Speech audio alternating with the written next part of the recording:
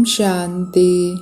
सर्व के सद्गति दाता, चैतन्य सत्य ज्ञान के सागर शिव बाबा की 27 जुलाई 2022 के मुरली से होमवर्क। आज बाबा ने हमें बार बार याद दिलवाया कि कल पहले भी तुमने ही ईश्वरीय जन्म सिद्ध अधिकार लिया था और अब फिर से ले रहे हो। कल तुम बच्चे ही बाप से वर्षा लेते हो, लेकिन बाप से वर्षा लेने के लिए बच्चों को बाप को याद करना पड़े।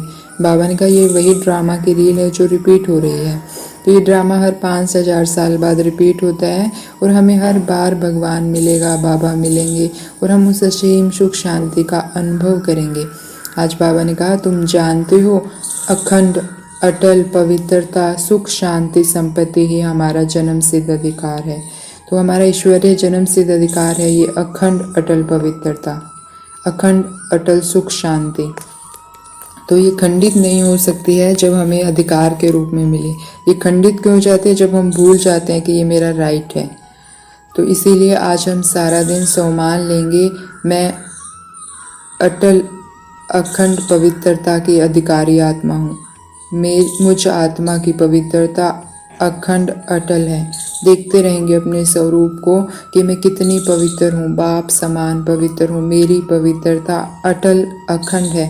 किसी भी परिस्थिति में कोई भी व्यक्ति, कोई भी परिस्थिति मेरी पवित्रता को खंडित नहीं कर सकता, क्योंकि खुद भगवान ने मुझे ये पवित्रता अधिकार में दी है। तो सारा दिन हम इस तरह से चिंतन करेंगे, क्योंकि पवित्रता ही सुख शांति की जननी है। पवित्रता ही इस ज्ञान को हम कितना धारण कर पाएंगे उसका आधार है। पवित्रता ही सतयुग में हमारी क्या पोजीशन होगी उसका आधार है। तो हम सारा दिन मेरी पवित्रता अटल अखंड है इसका अभ्यास करते रहेंगे और अपने पवित्र स्वरूप को देखते रहेंगे। आज बाबा ने यह भी कहा कि आत्म अभिमानी बनने में मेहनत है। अमृत वेले का समय मशहूर है, उसी समय अपने को आत्मा समझ बाप को याद करते रहो तो तुम्हारी आत्मा पर जो कट लगी हुई है वह साफ हो जाएगी। तो हमें मुझ आत्मा पर जो कट लगी है वो बाबा की याद से साफ करनी है। ये कट ही है जो मेरी पवित्रता को खंडित करती है। इसके लिए हमें ज़्यादा से ज़्यादा क्या अभ्यास करना है? आत्म अभिमानी बनने का। मैं आत्मा इस शरीर से अलग हूँ। लेकिन अमृत वेला हमारा अभ्यास तभी ज़्यादा अच्छा रहेगा जब हम दिन के समय भी इसका अभ्यास रखेंगे। तो दिन के समय अपने स्वरूप को देखते रहे, मेरी पवित्रता अटल अखंड है और मैं परम पवित्र आत्मा ये काम करवा रही हूँ। तो इससे क्या है, हमारा आत्मा का पाठ पक्का होता जाएगा और हमारी कट भी उतरती जाएगी और अमृत वेला में भी हम अच्छे से आत्मा समझ बाप को याद कर पाएंगे। आज बाबा हमें दुआओं का महत्व भी बता रहे हैं। बाबा ने कहा कि शिक्षक बनने का समय नहीं, अब कोई शिक्षा सुनना नहीं चाहता, अब क्षमा करने का समय है। तो हमें हर आत्मा को क्षमा कर देना है। जिसने जो भी किया सबको क्षमा कर देना है, सबसे क्षमा मांग लेनी है। बाबा ने कहा कि जब तुम क्षमा करते हो तो वो आत्मा जो दुआएं देती है वो दुआओं के संस्कार तुम्हारे इतने पक्के होने चाहिए कि तुम्हारे जड़ चित्तर भी दुआएं दे। हम मंदिरों में जाते हैं, आत्माएं, भक्त आत्माएं क्यों खुश हो जाती है हमारे चित्रों को देखकर?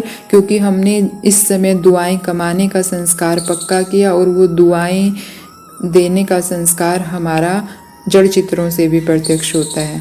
और बाबा ने कहा जिसके पास परमात्म दुआएं हैं वो उनके पास तो माया आ ही नहीं सकती। तो परमात्म दुआएं कैसे मिलेंगी ये भी बाबा ने कहा। श्रीमत प्रमाण चलते हुए दुआओं का खजाना भरपूर करो। अगर हम हर कर्म श्रीमत प्रमाण करते हैं तो बाबा की दुआएं हमेशा हमारे साथ है, बाबा का हाथ हमेशा हमारे साथ है और हमारे कोई भी परिस्थिति हमें परेशान नहीं कर सकती, माया हमारे पास भी नहीं आ सकती। तो हमें आज सारा दिन हर कर्म ऐसे करना है कि उस कर्म से मुझे दुआएं मिलें। खाना भी बना रहे हैं तो कैसे बनाना है? बाबा के साथ कंबाइंड होकर खूब सारी शक्तियाँ उसमें भरनी है ताकि खाने वाली आत्मा भी मुझे दुआएं दे। और किसी आत्मा से आज हमारा ऐसा वैसा अकाउंट चल रहा है तो उसको भी दिन के समय अगर हमें वो मिलती है या नहीं भी मिलती है तो हमें उसे दिल से माफ़ कर देना है, उससे माफ़ी मांग लेनी है, क्योंकि माफ़ करने का, क्षमा करने का संस्कार ही दुआएं दिलवाएगा। तो आज सारा दिन मेरी पवित्रता अटल अखंड है और जो भी मिले उसे इस पवित्रता के आकाश में नहलाएंगे और दूसरा सबको क्षमा करते हुए दुआएं कमाएंगे। तो ऐसी मास्टर मर्सीफुल परमात्म दुआओं की अधिकारी आत्माओं को ओम शांति। शुक्रिया मीठे बाबा, शुक्रिया।